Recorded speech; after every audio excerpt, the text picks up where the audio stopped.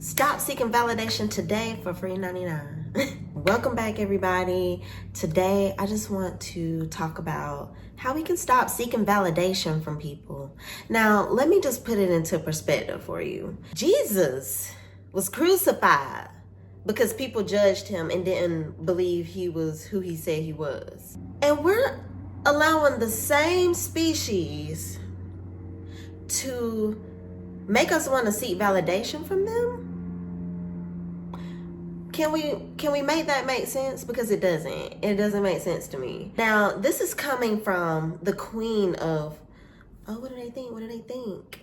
Okay, like I've been telling y'all, and this is how I overcame seeking validation from people who just don't matter. For one, we should be seeking validation from God or whatever you believe in, honey. We should be seeking approval from ourselves. How does this make me feel? Does this feel good? Not being too hard on yourself, not holding yourself to such a high standard, just seeing yourself for exactly who you are and accepting that, so that way you already just naturally validate yourself. It's not a void that you're looking to fill. What void do you feel like you're missing and you're seeking it externally? Now, I know it's very cliche to say, oh, just love yourself.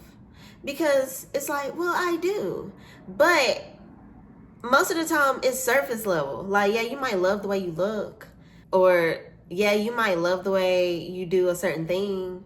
You might love the fact that you're ambitious or whatever. Like, you might love certain parts of yourself, but like loving yourself as a whole is a whole different type of ball game. And the reason why I say that is because a lot of times, and I know this was true for me, I'm not saying it's true for everybody, but it can be subconsciously that you're seeking to receive something. You're like, oh, they said I love myself and I can get this. They said I love myself and I can have the love. They said I love myself and I can attract the friendships. But if you're doing that, if you're loving yourself for something, it's in vain. And ultimately you never get it. So you have to love yourself from a good place. Figure out where your heart posture is when you say that you love yourself.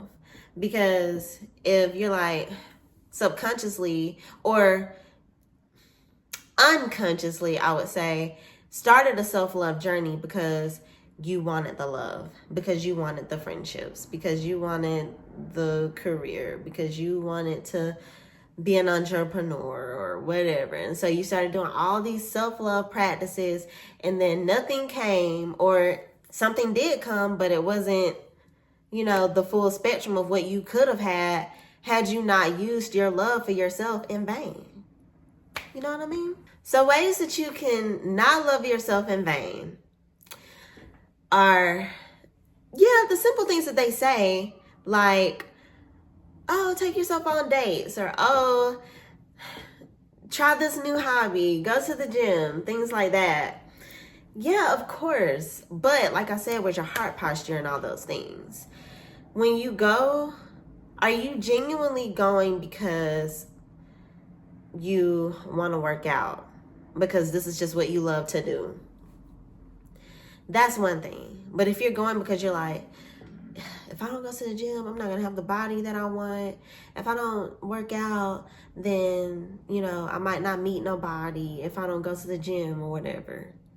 If you're coming from that place and you have those intrusive thoughts, those are the intrusive thoughts that are telling you where your heart posture is. That's the voice that you listen to, the mean one, the one that's telling you, oh, if you don't do this, then this happens. If you don't go here, then you don't meet nobody. If you don't take yourself out to eat, then whatever, like nobody else is going to do it for you. So when you go out to eat by yourself, because you're like, I'm bored. Let me get up and just go find me somewhere to eat. And then sit there and eat your food and have a good fucking time with yourself. If that's the journey that you're on, you know? Well, I mean, you wouldn't be here if that wasn't the journey that you're on, right? Take yourself on these dates. Intentionally date yourself. But date yourself in a way like you're literally dating yourself. Not, oh, let me get dressed up and go out because I need to seek something, because I'm missing something, because I want something to come into my life. I'm going out here and I'm gonna find it. Like, maybe I'll be in the right place at the right time at this point. Or, oh, I'm feeling drawn to go eat sushi today or whatever. Let me just go and like, I'm sure I'm gonna meet the love of my life. You know what I mean? It's just like, that's where you detach. And that's how you detach, is by telling yourself, I truly don't seek anything when I go and do these things. I'm doing these things because I genuinely enjoy going to the gym. I genuinely enjoy taking myself on these nice dates, buying myself roses, getting dressed up, having someone take my pictures or whatever, you know? So think about it that way. And I think that we don't understand when we are being desperate. And I'm not saying desperate in a negative way, but it does give desperate when you move in a way that you're seeking something to come to you. Is desperation. Like, you have this energy of desperation. You stink of desperation. The whole point is, don't try to love yourself. Genuinely love yourself.